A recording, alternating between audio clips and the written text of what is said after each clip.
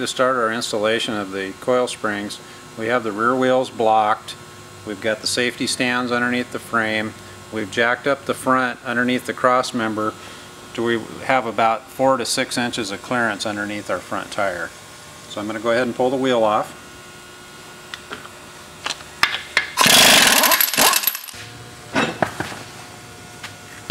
We're going to go ahead and remove the cotter pin on the outer tie rod end.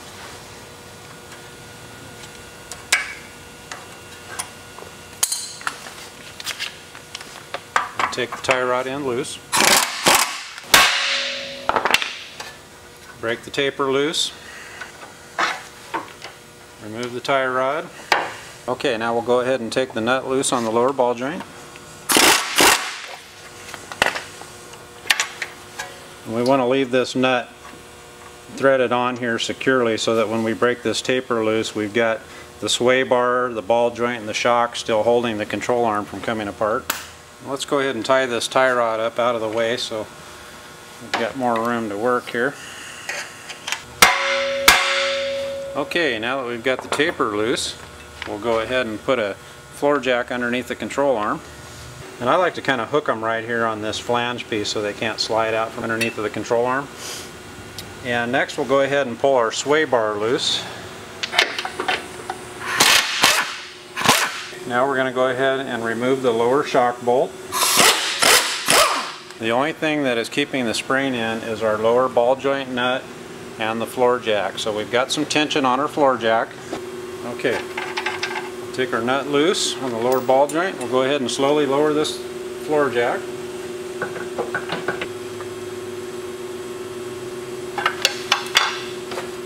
You want to be careful that your jack stays in position, it doesn't jump out on you.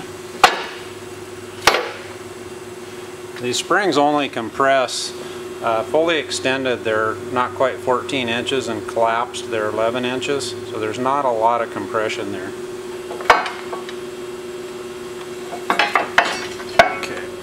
Remove the factory spring.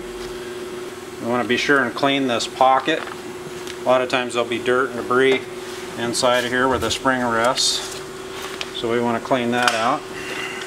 Here you can see the D pocket on the top and the end cut. There is a timing to them, so they go in a certain way. This is looking at the top pocket up inside the cross member. You can see how it kind of has a D shape to it, and you can see how the top of the coil spring fits into it. You can see where the end of the coil should be in this area here, where the end of the pocket is on the bottom.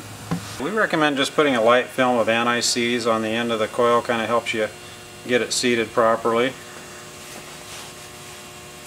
We'll put a little bit on each end. Okay, we're ready to install the spring. Go ahead and make sure we have it timed correctly. And now we want to go ahead and put a little pressure on this lower control arm.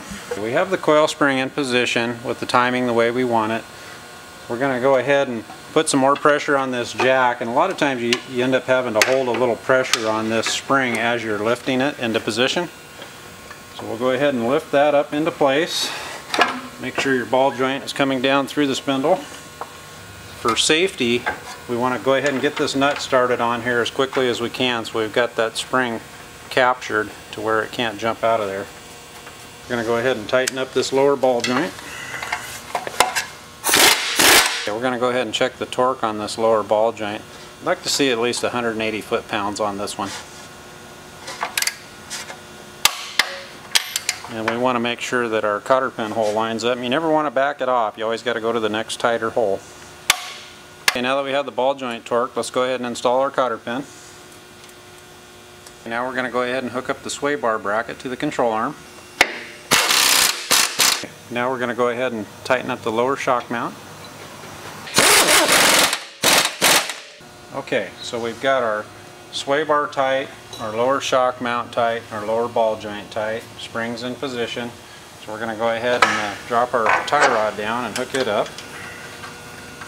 Now we're going to tighten up this outer tie rod end. Now that we've snugged that down, let's go ahead and check the torque on it. It should be around 80 to 100 foot-pounds. Okay, we'll go ahead and install our cotter pin. You always fold those over so they can't come out. So we've got our sway bar, our tie rod, shock mount, and ball joint. Spring is in position nicely. There is a hole in the bottom of the control arm. If you're unsure if the top might have jumped out, you can look up through the hole in the control arm and see that you're still in the pocket. We're ready to go ahead and install the tire. Now that we've got it back down on the ground, we're going to go ahead and check the torque. It's about 140 foot-pounds on this one. Okay, this completes the installation on the SuperSteer coil springs. You'll want to take it for a little test run, settle the springs out, and have the alignment rechecked. We provide alignment specs as well as the instructions and all the tools required to do this job. And this is John at SuperSteer. I want to thank you for your time today.